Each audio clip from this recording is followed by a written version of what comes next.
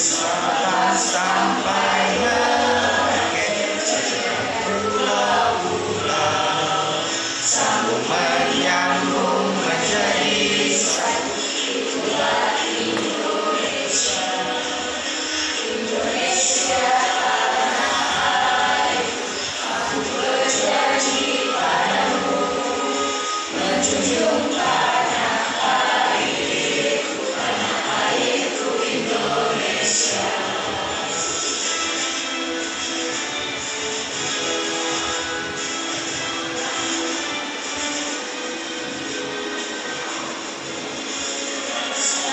Sampai berakhir bendera pulau-pulau sambung menyambung menjadi satu. Itulah Indonesia, Indonesia tanah airku. Ku berjanji padamu menjunjung tanah airku Indonesia.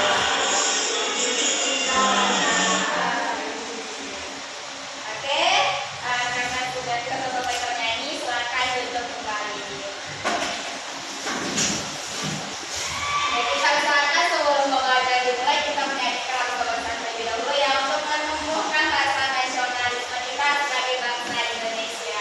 Oke, selanjutnya nih, Ibu mau. Oke, selanjutnya sebelum kita masuk ke materi hari ini, Ibu mau bertanya dulu nih, anak-anak masih ingat nggak dengan materi kita di pertemuan sebelumnya? Masih, Bu. Jika masih, apa coba siapa yang bisa menyampaikan nih mengenai materi kita sebelumnya? Oke, siapa namanya anak? Bu. Oke, Rara, boleh disampaikan? Materi kita pada minggu satu itu dan minggu kemarin itu penerapan nilai-nilai Pancasila. Nah, nilai Pancasila itu ada 5 Bu. Pancasila-nya pertama itu ada nilai ketuhanan, yang kedua nilai persatuan, yang ketiga nilai pertama nilai ketuhanan, yang kedua nilai kemanusiaan, yang ketiga itu nilai persatuan, yang keempat itu nilai kerakyatan, yang kelima itu nilai keadilan. Ya, oke. Jadi benar ya, bagus sekali ya. Kita berikan tangan, benar sekali. Jadi pada pertemuan sebelumnya kita membahas materi tentang penerapan nilai-nilai Pancasila dalam kehidupan sehari-hari. Seperti yang disampaikan oleh teman kita tadi itu, ada nilai ketuhanan, nilai kemanusiaan, nilai persatuan, nilai kerakyatan, dan keadilan sosial. Nah, ada yang bisa memberikan contohnya tidak? Kalau nilai ketuhanan, apa contoh penerapan dalam kehidupan sehari-hari? Oke, Lara ready nih? Contohnya itu kita tuh harus saling toleransi sesama umat beragama, Bu. Ya, benar, rasain toleransi. Oke, itu kalau nilai ketuhanan. Kalau nilai kemanusiaan? Ya, menghargai hak sesama manusia dan kesetaraan sesama manusia. Iya, karena berhubungan dengan manusia ya, jadi kita menghargai hak sesama manusia. Kemudian yang ketiga, nilai persatuan. Nah, apa contoh penerapannya nih? Ya, merasa bangga menjadi warga negara Indonesia, terus lebih mementingkan kepentingan umum di atas kepentingan pribadi. Ya, tepat sekali, mementingkan kepentingan umum daripada kepentingan pribadi. Kemudian menghargai perbedaan-perbedaan yang dalam masyarakat ya. Nah, kemudian yang keempat adalah itu nilai kerakyatan. Misalnya kita bermusyawarah dan mengambil keputusan. Nah, nilai yang keempat ini berhubungan dengan materi yang akan kita bahas hari ini. Oke, kemudian yang kelima ada nilai keadilan sosial, yaitu kita sikap adil antar sesama.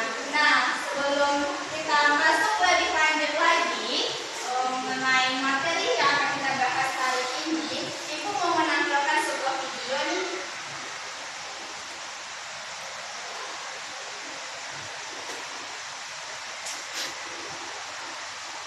Siapa masalahnya seperti itu, tapi kami berhalang untuk masuk ke BKPS. Kami mohon Bu, karena sebelumnya regulasi untuk R2, R3 itu bakalan sedangkan kami yang F4 itu terbengkalai. Sedangkan dengan ada undang-undang bahwasanya honorer harus diselesaikan pada tahun 2025. Jika kami ini F4 disia-siakan, bagaimana pengabdian kami selama ini, Bu? Kalau Ibu mau tahu nasib kami, Bu, kami menjadi honor murni yang dihitung gajinya itu 30.000 per jam. Itu pun bukan per jam sehari, tapi 1 bulan, Bu. Kalau kami per jam dapatnya 15, bisa 18 jam nih, Bu. Kali kan 30.540 cuman, Bu. Ibu bagaimana nasib kami, Bu? Sedangkan di F3 kami kecewaannya kenapa, Bu? Tidak semua yang F3 itu yang mereka itu safety, mereka yang punya pengabdian lebih dari kami, bahkan mereka punya pengabdian 2. Oke, sudah ya. Jadi sudah lihat tadi videonya ya. Apa yang terlihat dalam video? Seorang guru honorer yang menyampaikan aspirasinya, menyampaikan pendapatnya kepada pemerintah. Nah, di sini Ibu ingin bertanya lagi nih. Nah, kalian pernah menyampaikan pendapat tidak seperti pada video tadi? Pernah. Nah, kemudian pendapat seperti apa saja yang pernah kalian sampaikan? Ya, pertanyaan pendapat ketika melakukan diskusi kelompok, Bu. Ya benar, salah satunya mengungkapkan pendapat atau menyampaikan pendapat ketika berdiskusi kelompok. Nah, kemudian seperti dalam video tadi itu kan menyampaikan pendapat atau aspirasi kepada pemerintah. Nah, itu termasuk salah satu perilaku demokratis tidak? Iya.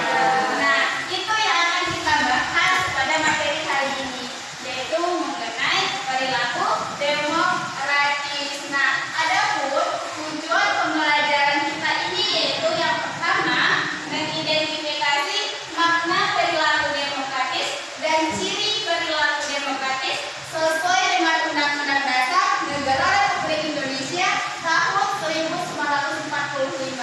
Kemudian tujuan yang kedua yaitu murid mampu menganalisis perilaku demokratis pada era keterbukaan informasi. Kemudian yang ketiga, murid mampu menunjukkan contoh perilaku demokratis dalam kehidupan sehari-hari. Nah, itu tujuan pembelajaran kita tentang materi demokratis ini.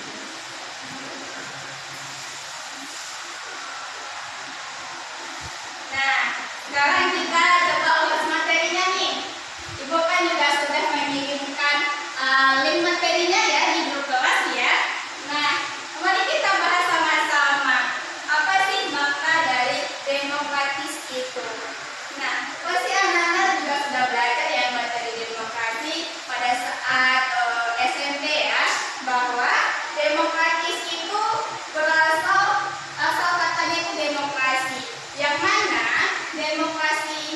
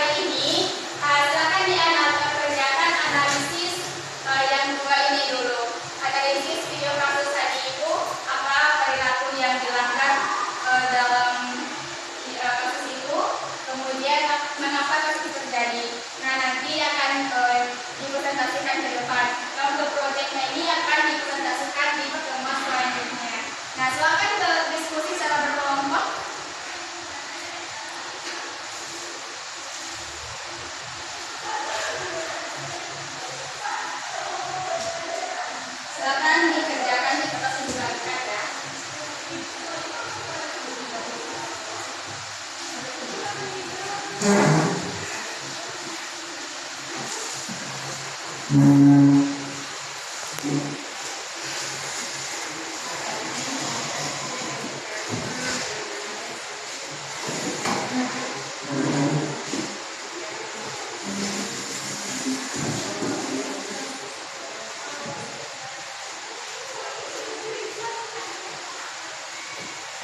Ananda sudah?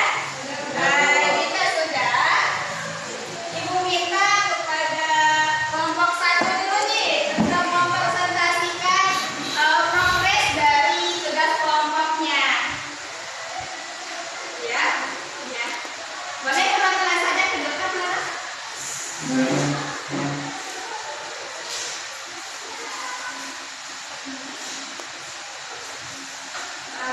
Baik, Bu. Terima kasih atas kesempatannya. Assalamualaikum warahmatullahi wabarakatuh. Waalaikumsalam warahmatullahi wabarakatuh.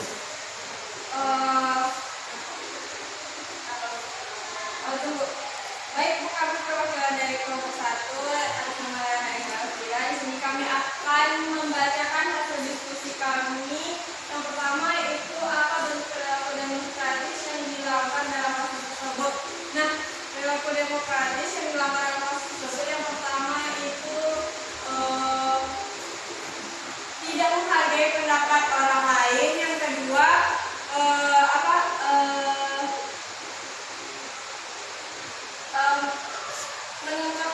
tidak dapat mengontrol emosional sesama audiens. Terus mengapa kasus itu terjadi dikarenakan seperti tadi bentuk perilaku yang dilakukan itu dikarenakan sesama audiens itu tidak dapat mengungkapkan pendapatnya secara baik dan lebih mengutamakan ego dan